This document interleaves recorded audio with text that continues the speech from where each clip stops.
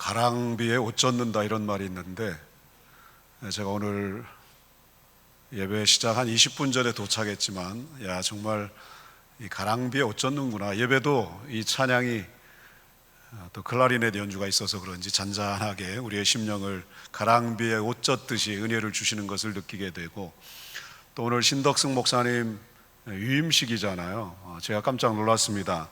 양포교회 목사님이 스승이고 어찌 보면 모교회라고 하는데, 이렇게 오늘이 처음이 아니라면서요.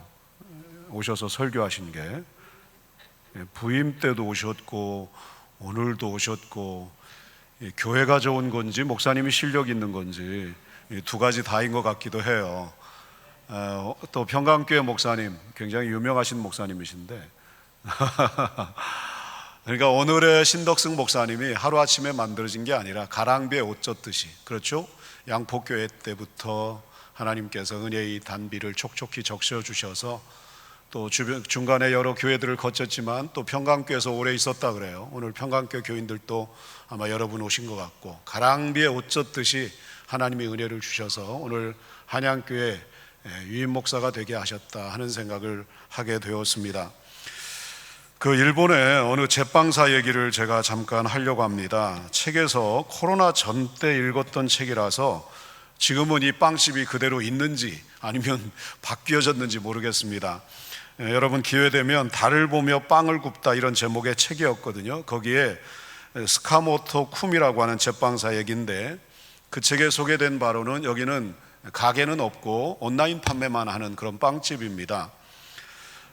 그런데 이 사람은 달의 움직임을 따라서 20일 동안 빵을 반죽해서 만들어요. 달의 움직임에 따라서 이 발효가 달라진답니다. 반죽 발효가. 그래서 20일 동안 달의 움직임에 따라서 반죽을 해서 빵을 만들고 열흘 동안은 여행을 다닙니다. 근데 그 여행도 빵과 관련된 여행을 하는 거예요. 주로 그 지역에 있는 농산물 가지고 빵을 만드니까 생산자들 찾아가서 좋은 만남을 갖기도 하고, 또 자기가 만든 빵을 열흘 동안 여행하면서 이벤트 형식으로 팔기도 한다고 합니다.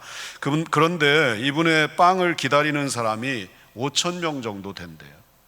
5,000명이 이 사람 빵 먹겠다고 기다리고 5년 전에, 그러니까 5년을 기다려야 순서가 돌아올 정도로, 그래서 미리 카드로 선불을 지급하고, 그러니까 앞으로 5년 후에 이 사람 빵 먹겠다고 카드 지불하고 빵을 기다리는 거예요.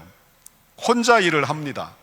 배송까지 다 혼자 일을 하다 보니까 혼자 만들 수 있는 빵의 분량이 있지 않습니까? 그것만 하는 거고, 그러다 보니까 대기자가 많은 겁니다.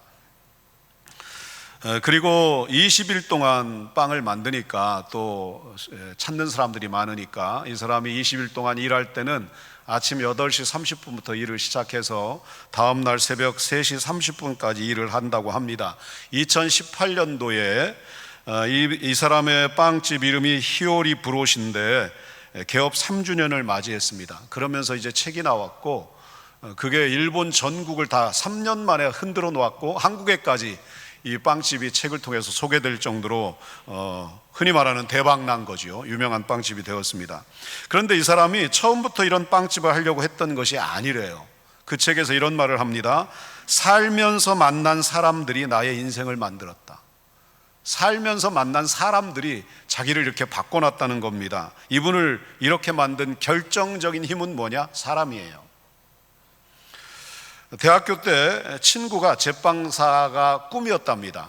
본인은 제빵사 할 생각이 전혀 없었고, 제빵사가 꿈인 친구를 따라서 빵집 탐방을 다녔대요. 우리 요즘 빵집 순례한다 그러는데 똑같은 얘기입니다. 이것이 계기가 되어서 친구 따라 갔다가 빵에 대해서 눈을 뜨게 되었습니다. 직장을 들어갔는데 대학을 졸업하고 주말에는 빵집 아르바이트를 했대요. 그러면서 아예 빵집 직원으로 들어가서 직업을 바꿉니다. 이때 일본 최고의 제빵사를 만나요. 여기서 7년 동안 일을 배우면서 빵 만드는 일을 배우는데, 그때 빵을 만들 때 가장 중요한 것이 고객의 건강을 생각해서 빵을 만들어야 된다. 이것을 확고하게 배웁니다. 그리고 이제 독일 빵집에서 3개월 빵 만드는 일을 배우는데, 이 독일 제빵사에게서 밀가루를, 그러니까 밀을 맷돌에 갈아서 밀가루를 만들고 그것 가지고 빵을 만드는 것을 배웁니다. 그리고 거기서 달의 주기에 따라서 빵 반죽, 밀가루의 발효 상태가 달라진다는 것을 그 독일 제빵사를 통해서 배우게 돼요. 그래서 일본의 단바라는 곳에 정착을 해서 지금의 히오리 브로시라는 빵집, 사실 빵집이지만 가게 점포는 아니에요. 빵 만드는 작업실입니다. 이 빵집을 운영하고 있는데 이것도 이런저런 사람들의 연결을 통해서 빵 만드는 작업소를 갖게 된 겁니다. 어떤 사람이 방 한 칸을 내줘서 당신 여기서 빵 만들어 봐라. 그래서 지금까지 그 방 한 칸, 조그만 방 한 칸에서 빵을 만들고 있고, 자동차도 누가 내줘서 빌려서 타고 있다고 했습니다. 그리고 그 지역 농산물, 지역에서 나는 농산물을 빵 만드는 재료로 해서 그대로 사용합니다. 밀이나 호밀이나 우유나 계란이나 사과나 유자나 건포도, 우엉, 간장, 미림, 그 책에 이런 것들이 다 빵에 만들어지나 봐요. 그래서 자연농법, 또 유기농, 저농약으로 생산하는 최고 품질의 지역 농산물을 가지고 빵을 만듭니다. 그러다 보니까 이제 빵 만들 때 필요한 재료를 공급하는 사람들하고 가족처럼 지내는 겁니다. 그리고 어떻게 해서든지 그분들의 그 농산물, 그것을 꼭 사용해주고 그들이 절대로 어려움 겪지 않도록 그들의 수익을 보장해 주려고 합니다. 예를 들어서 토마토 농사를 하면 이게 크기가 어느 정도 균일해야 되는데 너무 커버린 토마토, 이런 거 이 제빵사가 다 사주는 거예요. 그래가지고 그걸로 또 빵을 만들고 그러면서 농가에도 유익을 주려고 항상 노력하고 있습니다. 이 사람이 이제 온라인 판매할 때 처음에 이 온라인 판매를 도와주고 홍보해주고 했던 사람들도 처음에 자기가 직장 생활할 때 그때 동료들이 이 사람의 빵을 세상에 알리는 데에 굉장히 큰 도움을 주었다고 합니다. 그러면서 이분 고백이 살면서 만난 사람들이 나의 인생을 만드는구나, 이 고백이에요. 살면서 만난 수많은 사람들이 나의 인생을 만드는구나 라고 하는 것을 깨달았습니다. 그러니까 이분을 이렇게 유명한, 한국에까지 책으로 소개될 정도로 유명한 제빵사가 된 것은 결정적인 힘은 사람이에요. 사람. 가랑비에 옷 젖듯이 직장 다닐 때 동료 선후배부터 지금까지 마을 사람들, 또 처음 제빵소 가서 7년 일하면서 만났던 사람들, 독일빵집, 수없이 많은 사람들, 이 사람들을 만나면서 가랑비에 옷 젖듯이 이런저런 노하우가 쌓이면서 지금의 제빵사가 된 것입니다. 오늘 신덕승 목사 유임식을 하는데 신덕승 목사님을 정말 존경받는 최고의 목사로 만들어주는 것 역시 사람이에요. 사람. 한양교회를, 저는 오늘 한양교회 처음 와서 강단에 서게 되었는데 이 내부가 엄청 시원하게 뚫려 있네요. 그래서 깜짝 놀랐습니다. 이 복잡한 남산 자락에 저는 내비를 켜고 왔는데 바로 정문 앞을 지나서 저쪽으로 골목길로 해서 삥삥삥삥 돌아가지고 계단 앞에 차를 세워서 얼마나 당황을 했는지, 이걸 흔한 말로 빠꾸 해가지고 어떻게 저 주차장으로 가야 되나 그랬더니 마침 우리 틱슨 장로님이 저를 보고 아유 당신이 다 하겠다고 그래가지고 할렐루야 속으로 하면서 이렇게 올라왔습니다. 한양교회, 저는 예전에 김국성 목사님도 알고 제가 서울로에 오래 있었기 때문에 또 이춘복 목사님도 알고 당연히 최루톤 목사님도 알고 그런 좋은 교회로 알고 있습니다. 그러나 앞으로 신덕승 목사님과 함께 한양교회를 정말 하나님 기뻐하는 최고의 교회로 만들어줄 수 있는 것, 그것 또한 사람이에요. 왜? 사람을 통해서 하나님이 일하시기 때문에 그렇습니다. 오늘 신덕승 목사님 위임하기까지도 가랑비에 옷 젖듯이 수많은 사람들의 기도와 사랑과 섬김과 가르침을 통해서 위임을 받았고, 또 여러분들이 한양교회 오늘날까지 이 자리를 지키면서 오늘의 교회를 세우기까지 얼마나 많은 사람들의 수고와 눈물과 헌신이 있었겠습니까? 바로 교회를 교회되게 하시고 또 목사님을 목사님 되게 하시는 하나님은 사람을 통해서 일하세요. 부디 거기에 귀하게 쓰임받는 한 사람 한 사람이 될 수 있기를 간절히 바랍니다. 오늘 본문 말씀이 부부 얘기잖아요. 부부 얘기입니다. 부부는 평생을 한 집에서 삽니다.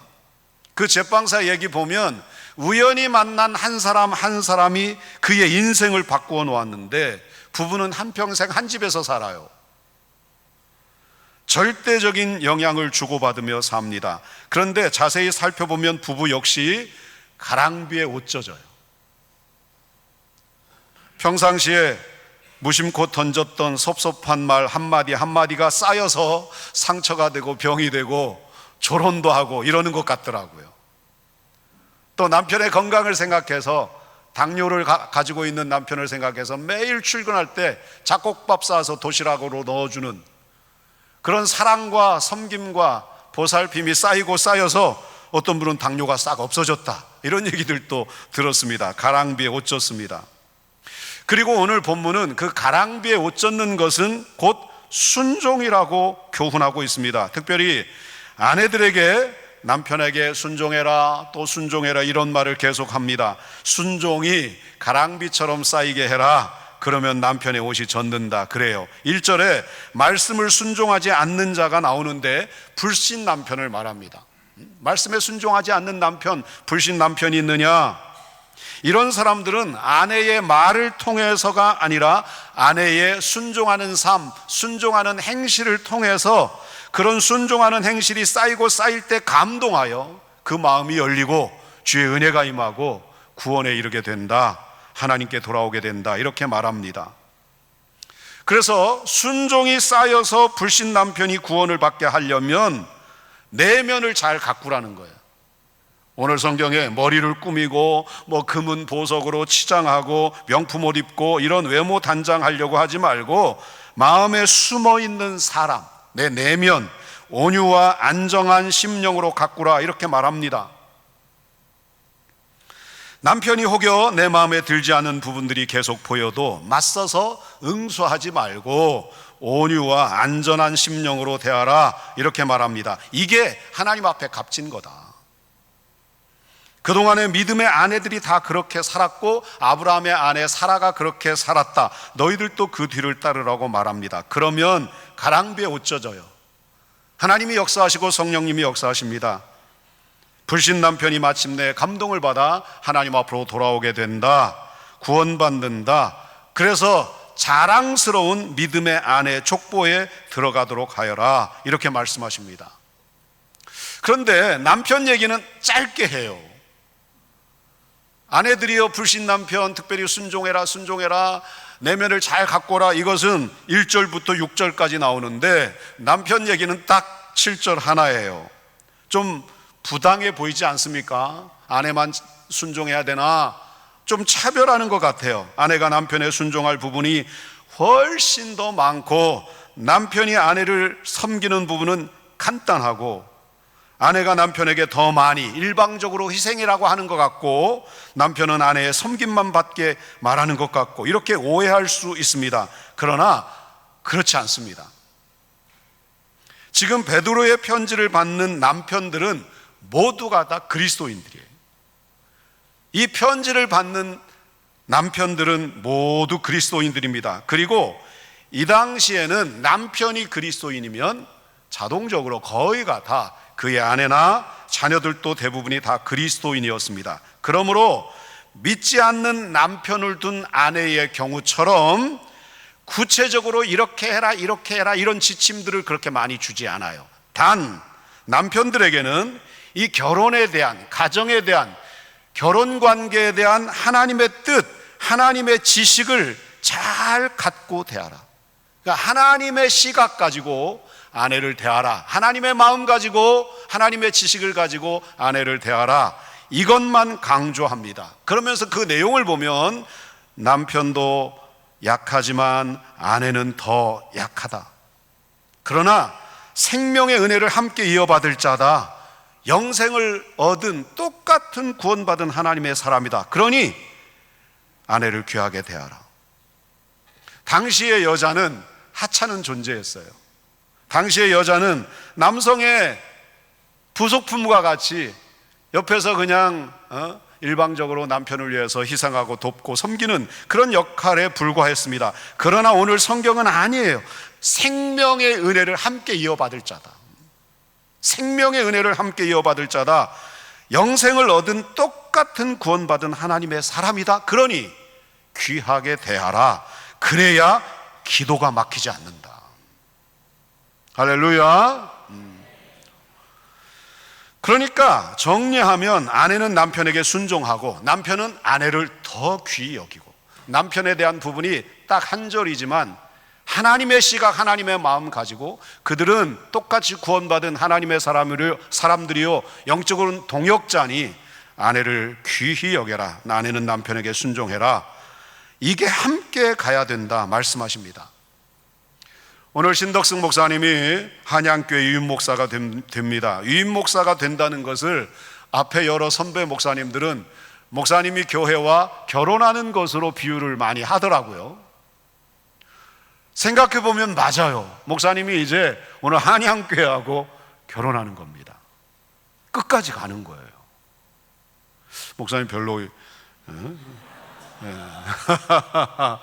감동이고 감격입니다. 저는 37살에 용문교회 가가지고 2년 후에 유임을 했어요. 아직까지 이혼 안 하고 제가 오늘 39년째 목회하고 있습니다. 중간에 이렇게 떠날 뻔한 일들이 한 2번 있었어요. 근데 하나님께서 야, 유임 목사가 되는 건 교회하고 결혼하는 건데 여기 있어라 해서 용문교회 지금 29년째 목회하고 있는데 하나님이 깊으신 뜻이 있었습니다. 정말 행복하고 감사하고 또 정말 좋은 교인들 만나서 복되게 목회하고 있습니다. 유임 목사가 된다, 교회와 결혼하는 겁니다. 한양교회와 결혼하는 거죠. 그리고 유임 목사가 된다는 것은 이 한양교회를 신덕승 목사에게 위임하는 거예요. 위임하는 거. 그러므로 마땅히 우리 교인들은 목사님에게 순종하는 겁니다. 저는 요즘에 새벽에 기도할 때 그래 내가 용문교회 유임 목사지, 이 부분에 대한 그 무게감, 책임감이 더 크게 느껴지더라고요. 물론 목사님이 잘 하셔야 되겠지만 아무튼 이 교회를 신덕승 목사님에게 위임하셨으니 오늘 아내들이 남편에게 순종하라 말하는 것처럼 교인들은 순종하는 겁니다. 또 신덕승 목사님은 한양교회 성도를 귀하게 여겨야 돼요. 생명의 은혜를 함께 이어받을 자들입니다. 똑같이 구원받은 하나님의 사람들입니다. 동역자예요. 귀히 여겨야 됩니다. 그러지 않으면 기도가 막힌다 그랬어요. 그러지 않으면 목회가 막힙니다. 설교가 막힙니다. 목회는 뭐냐? 은퇴하는 날까지, 아니 하나님 앞에 서는 그날까지 하나 더 잘하는 것입니다. 신앙은 하나 더 잘하는 거예요. 주님 나라 갈 때까지 하나 더 잘하기를 힘쓰는 겁니다. 바울 사도가 내가 이미 얻었다 함도 아니요 온전히 이루었다 함도 아니라 오직 내가 그리스도 예수께 잡힌 바 된 그것을 잡으려고 달려가노라. 이게 신앙이고 이게 목회입니다. 지금까지 이루어놓은 것도 있고 성취한 것들, 자랑할 만한 것 많이 있지만 그거 아무것도 아니에요. 하나 더 잘하는 겁니다. 그리스도께 잡힌 바 된 그 모습을 위하여 어제보다 오늘 하나 더 잘하고, 이 목사님 되셨으니까 하나 더 잘하고. 저희 교회는 코로나 지나면서 비교적 교회가 잘 부흥하고 좋은 교회였는데, 코로나 때 다들 그랬지만 큰 충격이었잖아요. 122년의 역사를 가진 교회고 면 단위에 있는 교회지만 이게 교인들끼리의 코로나 때 보니까 서로 사랑하고 섬기고 찾아가고 이거 잘 못하더라고요. 그래서 하나님 앞에 깊이 회개하고 소그룹 사역을 시작해서 지금 한 5년 이렇게 지나면서 많은 열매를 이렇게 거두고 있습니다. 하나 더 잘하는 거예요. 코로나 지나고 뭘 할까? 하나님께서 소그룹 하게 하셨어요. 또 이제 노회장 한다고 또 바쁘다면 바쁜데 앞으로 이제 저는 5년 남았습니다. 뭔가 하나를 더 잘해야 되겠는데 성도들 한 사람 한 사람을 깊이 만나야 되겠다, 이런 마음을 갖고 있어요. 늘 전체적으로 만나고 예배 때 만나고 이러지 세밀하게 한 분 한 분들을 만나는 부분이 제일 부족하더라고요. 그래서 어떤 프로그램을 하고 이게 아니라 이제 앞으로 5년 동안 한 분 한 분을 깊이 만나는 그런 목회를 해야 되겠다 생각합니다. 이게 하나님께 대한 순종 아니겠습니까? 하나 더 잘하는 것이 목회고 하나 더 잘하는 것이 신앙이고 그게 하나님 앞에 순종하는 자의 모습이에요. 그러면 하나님이 일하십니다. 우리 한번 크게 하겠습니다. 하나 더 잘하면 하나님이 일하십니다. 어느 책에 한 번 더 생각하는 게 실력이다, 이런 제목의 글을 제가 보았어요. 한 번 더 생각하는 게 실력입니다.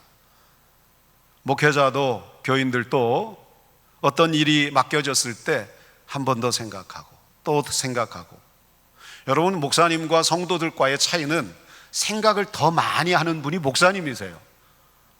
저도 교회 일을 앞두고 설교를 앞두고 무슨 일을 앞두고 한 번 더 생각하게 돼. 또 생각하게 되고 밤에 자기 전에도 생각하고 어떤 날은 이게 염려와 근심이 아니라 생각에 생각이 일어나서 잠을 설칠 때도 많이 있어요. 한 번 더 생각하는 겁니다. 이게 실력이에요. 거기에 이런 글이 내용이에요. 한 번 더 생각하는 게 실력이다. 어느 지인이 한 가지 부탁을 해왔다. 청소 세정제를 마트에서 대신 구입해 줄 수 있느냐는 것이었다. 마트에서 나는 세정제는 물론이고 그분에게 줄 고급 커피까지 구입했다. 그랬더니 그분의 입가에 미소가 가득했다. 마트에서 고급 커피만 산 게 아니라 그의 마음까지도 더불어 샀던 것이다. 그때 이후로 한 번 더 생각한다. 한 번 더가 상대를 배려해 주는 지혜라고 확신했기 때문이다. 아니다. 상대방의 마음까지 읽어내는 것이다. 한 번 더 생각하는 것은 세상을 살아가는 남다른 실력이다. 이런 실력 있는 삶이 바로 그리스도인의 삶이다. 아멘. 한 번 더 생각하는 게 실력입니다. 오늘 성경에서 아내들이여 남편을 한 번 더 생각하고, 남편에게 특별히 믿음이 약하거나 불신 남편일 경우에 한 번 더 순종하라고 말씀하십니다. 남편은 아내를 한 번 더 귀히 여기라고 말씀하십니다. 남편에게 그리고 아내에게 지금 하는 것보다 한 번 더 잘하라는 말씀입니다. 하나 더 잘하면 하나님이 일하셔요. 다시 하겠습니다. 하나 더 잘하면 하나님이 일하십니다. 아멘. 지금까지 한양교회가 자랑할 만한 그런 전통들이 분명히 있을 거예요. 이제 오늘 신덕승 목사님 위임 목사로 모시면서 그 찬란한 전통 위에 하나 더 잘하시기를 바랍니다. 성장하는 게 최고의 기쁨이에요. 발전하는 게 최고의 기쁨입니다. 주저앉거나 멈추지 마시고 오늘 유임식 끝나고 나서부터 하나 더 잘 하십시오. 그리고 지금까지 우리 신덕승 목사님이 걸어오신 목회자의 삶이 있을 것입니다. 늘 기도하고 꿈꾸는 목회관이 있을 것입니다. 거기에서 하나 더 잘하십시오. 그래서 하나 더 잘하는 목사, 하나 더 잘하는 성도, 그걸 보시고 하나님께서 얼마나 기뻐하시겠습니까? 목사님 보면 늘 하나 더 잘하려고 하고 성도들도 하나 더 잘하려고 하고, 그러면 하나님이 기뻐하시죠. 하나님이 일하십니다. 하나 더 잘하면 하나님이 일하십니다. 그런 한양교회를 세워나가시기를 간절히 바랍니다. 기도합니다. 하나님 아버지 감사합니다. 하나님이 섭리하셔서 인도하셔서 오늘 신덕승 목사님 한양교회 위임 목사로 세워주시니 진심으로 감사합니다. 영광 받으시고 은혜 부어 주시되, 목사님도 그동안 해왔던 목회관, 헌신, 여기에 하나 더 잘하는 목사님 되고, 성도들도 온 교회가 하나 더 잘하는 성도와 교회가 되어서 하나님 보시기에 흐뭇해하고 하나님이 역사하시고, 그래서 교회가 새롭게 부흥하고 하나님의 구원사역 널리 감당하는 아름다운 한양교회, 또 신덕승 목사님 되게 하여 주시옵소서. 예수님 이름으로 축복하며 기도합니다. 아멘.